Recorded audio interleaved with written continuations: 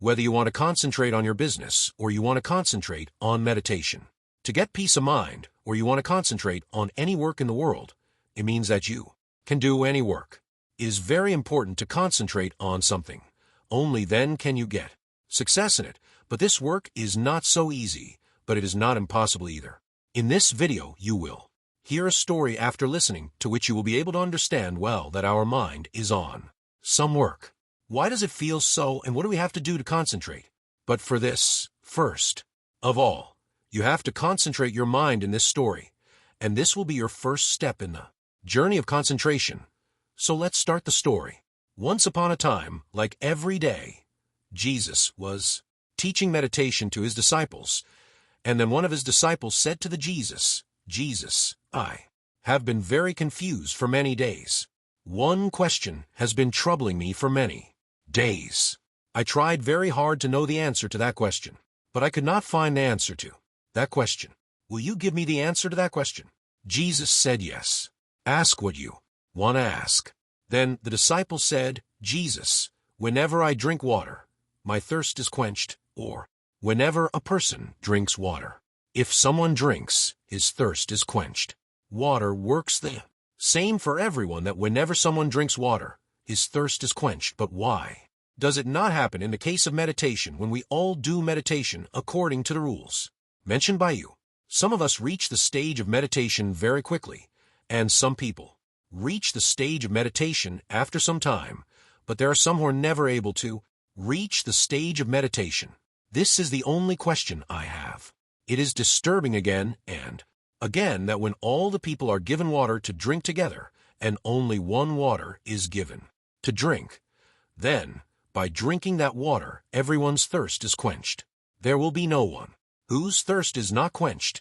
Then, why is this so in meditation? Why does meditation not work the same for everyone?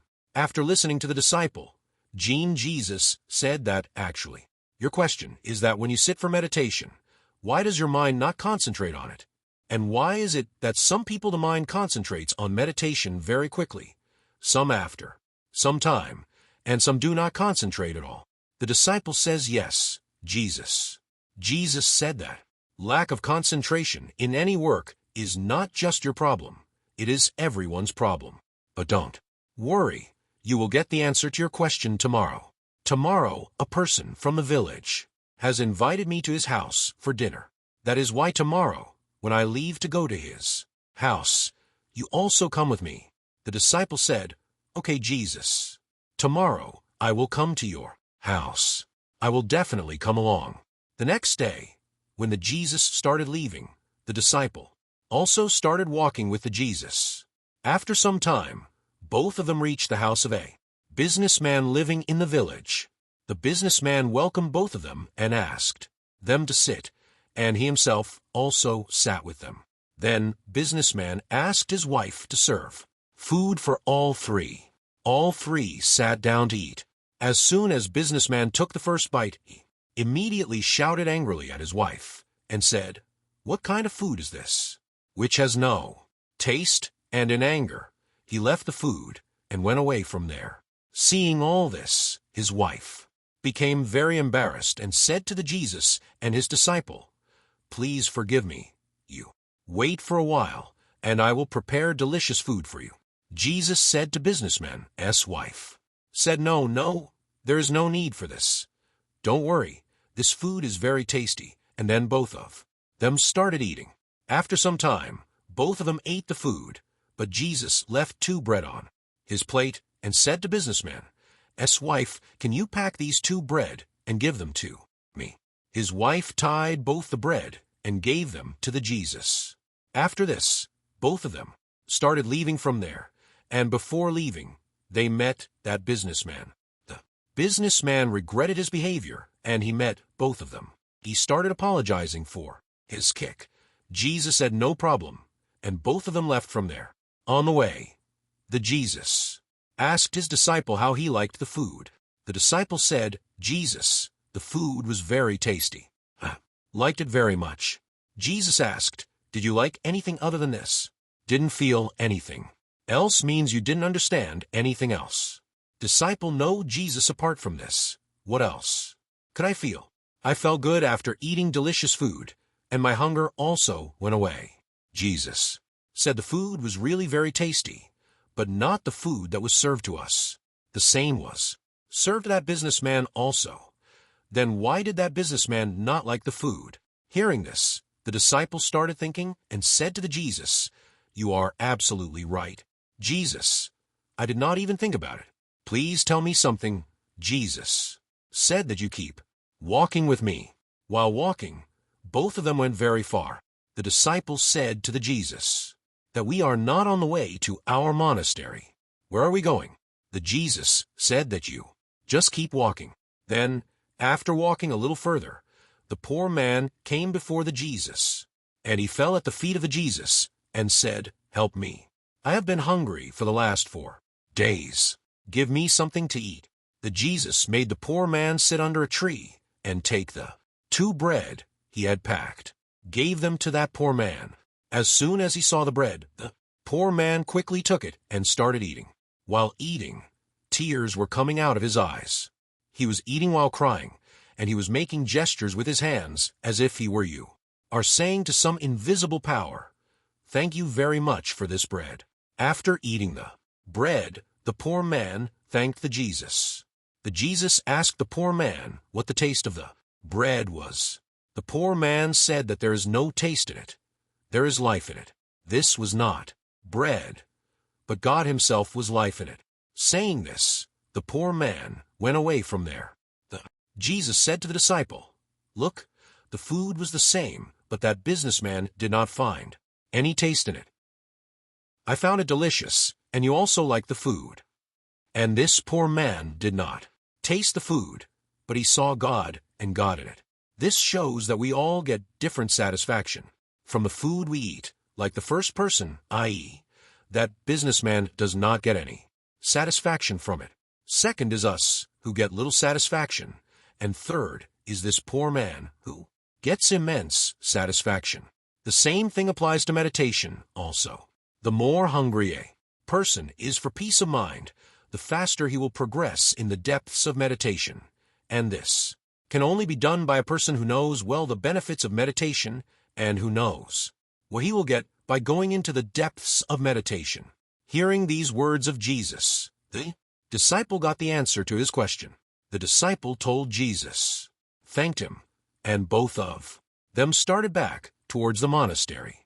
While walking, the Jesus says to the disciple, "But it is not as easy as you are thinking. If you want to remain focused in whatever work you do, then for this you have to understand the mind. It will happen that if you do any work without understanding the mind, then it is possible that you will not be able to concentrate on most of the work and will keep getting worried." After listening to the Jesus, the curiosity of the disciple to understand the mind increased even more, and he said to the Jesus, "Jesus, please tell me in detail about the mind." Then the Jesus starts explaining about the mind in detail.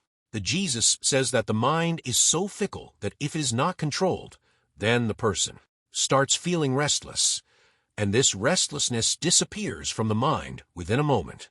This is due to hundreds of questions coming in the mind, and this restlessness continues until the person does not get answers to the questions going on in his mind. This is the reason why we are not able to concentrate on any work. It is very important for the mind to be calm. The disciple says, "Jesus, how can we keep the mind calm?" Jesus says, "For this, you have to understand the mind well. Only then can you keep your mind calm, and when your mind is calm, so this means that it is under your control. Then the disciple says what we have to do to understand the mind. Jesus says, "I will tell you 6 ways to understand the mind. The first way is to listen to those ways very carefully, seeing and understanding the useless greed given by the mind. Actually, when our mind is partial, it gives us many types of greed, and this greed becomes the cause of our problems. But the one who has recognized greed, for the mind understands that he has, then the disciple asks the Jesus, "Jesus, how will we know that our mind is tempting us and that greed is useless for us?" Jesus says that we come to know about this through our experience, And sometimes one can also be guided by the experience of others. Whatever work a person does due to the greed of the mind, he incurs loss, and only after the loss does he experience the loss. This experience is the first step to understanding the mind. Then the disciple told the Jesus, asked if a person realizes, in the first way, that he is unhappy because of the greed given by his mind, then what is the second way? Jesus says that for the second way, you have to find a person who has already controlled his mind. In fact, only such a person can show you the right path. Disciple says, but how can we recognize such a person? Jesus says, listening. Listening to a person is the third way to understand someone's mind. Disciple says, can't we recognize him by looking at? Jesus says a person may look very calm and very nice, but what is in his mind can be known only by his words. But sometimes words also deceive. That's why you should not believe anyone's words until they pass the test of your conscience. Now Jesus tells the disciple the fourth way. The Jesus says that the fourth way to understand the mind is to understand the karma itself. To learn is necessary to work in the right direction, but while working, a person makes two mistakes every time. The first mistake is not starting any work, and the second mistake is not completing the work after starting it. Behind these two mistakes, it is my feeling that some people are not able to start their work because they think that I will start the work tomorrow, and some think that I will fail. The main reason for these mistakes is lack of awareness. This is the reason why the mind does not allow a person to move forward in the right direction. Jesus says that the fifth way to know and understand the mind is awareness. Hence, it is very important to do every work with awareness. Without awareness, every moment is lived and anything done. Work is like death. The disciple asks the Jesus what he should do to increase his level of awareness. The Jesus says that awareness can be increased only through meditation. Meditation is the last way to know, understand, and control the mind. Meaning meditation is the boat on which one can cross the river of mind. The person who understands the mind in the first 5 ways conquers the mind and has complete control over his mind. Now the disciple can learn from the words of Jesus. Everything was understood, and he thanked Jesus wholeheartedly for the whole day's journey and for giving him so much needed information about meditation and mind. And with this, his journey also ended. Hope you enjoyed this.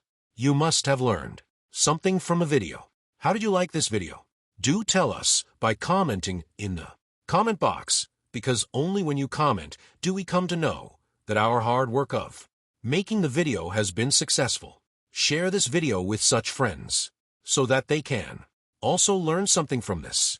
To watch such an informative video, subscribe to our channel and press the bell icon so that you can get the notification of the next video. That's all in this video. Till then, stay tuned for the next video. Take care. Thank you.